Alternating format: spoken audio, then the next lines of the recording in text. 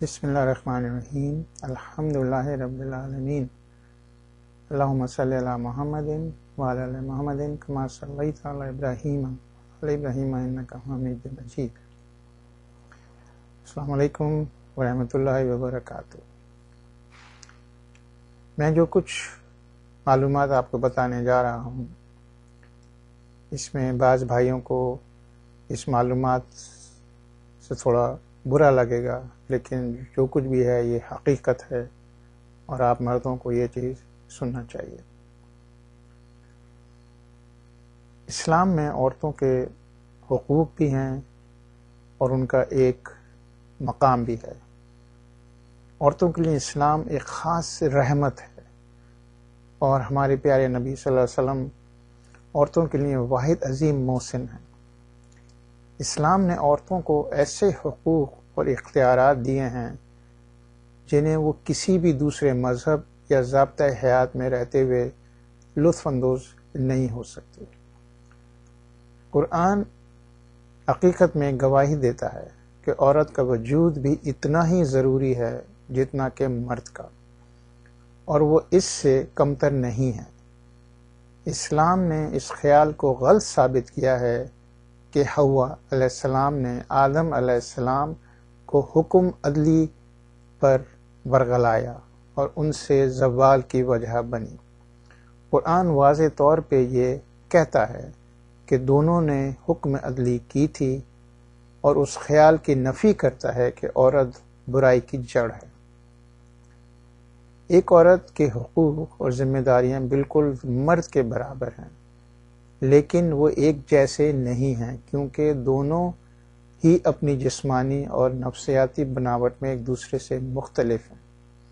اللہ تعالیٰ نے دونوں کو مختلف وجوہات کے لیے تخلیق کیا ہے۔ یہاں عورتوں کے حقوق اور ان کا اسلام میں کیا مقام ہے میں آپ کو بتاتا ہوں۔ عورت ایک ماں کی حیثیت سے باپ سے 3 گنا زیادہ اچھے سلوک کی حقدار ہے۔ عورت سے عزت اور احترام کے ساتھ پیش آنا چاہیے۔ کوئی برا جسمانی، زبانی یا ذہنی سلوک نہیں کرنا چاہیے۔ وہ دین اور دنیا کی تعلیم اسی معیار کے مطابق حاصل کرنے کی مستحق ہے جتنا کہ مرد۔ اس کو مردوں کے معیار کے مطابق علاج میسر آنا چاہیے۔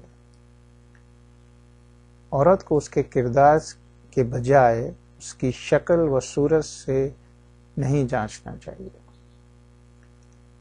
وہ اپنے خیالات کے اظہار میں مردوں کی طرح آزاد ہے۔ بیٹیوں سے بھی بیٹوں کی جیسا سلوک کرنا چاہیے۔ عورت کو اپنی شادی میں فیصلے کا پورا اختیار ہے۔ وہ شادی ہوتی ہی نہیں جس میں اگر لڑکی رضامند نہیں ہوتی۔ عورت اپنا خود کاروبار چلا سکتی ہے اور اپنے نام کی جائیداد بھی خرید سکتی ہے۔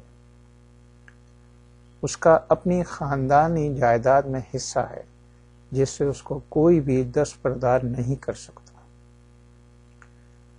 وہ اپنے خاندان کو مالی ذمہ داریاں اٹھانے کے لیے ذمہ دار نہیں ہے۔ بیوی کی حیثیت سے اسے ماہانہ خرچ ملنا چاہیے۔ عورت کھانا پکانے، صفائی کرنے اور دوسرے گھر کے کام کرنے کے لیے ذمہ دار نہیں ہے، لیکن اگر پھر بھی وہ یہ کام اپنی مرضی سے کرتی ہے تو اللہ تعالیٰ اسے اس کا اجر دے گا۔ عورت خلا کا دعویٰ کر سکتی ہے۔ عورت مسجد یا کسی بھی اسلامی سینٹر میں علم حاصل کرنے کے لیے جا سکتی ہے۔ عورت جنت کے کسی بھی دروازے سے گزرنے کی اجازت ہے اگر وہ اپنی دینی ذمہ داریاں پوری کرتی ہے، اپنی اور اپنے گھر کی حفاظت کرتی ہے اور اپنے خاوند کا حکم مانتی ہے ہر اس چیز میں جو اللہ تعالیٰ کا حکم ہے، اور اس چیز کو نہیں مانتی جو اللہ تعالیٰ حکم کے خلاف ہے۔ میں آپ سے درخواست کرتا ہوں کہ جب غیر مسلم عورتیں ان حقوق کے متعلق سنتی ہیں تو وہ نہ صرف کہ حیران ہوتی ہیں بلکہ وہ مسلمان عورتوں سے حسد کرنے لگتی ہیں۔ اور یہی ایک وجہ بھی ہے کہ مردوں کے مقابلے میں عورتیں زیادہ اسلام قبول کر رہی ہیں۔ السلام علیکم ورحمۃ اللہ وبرکاتہ۔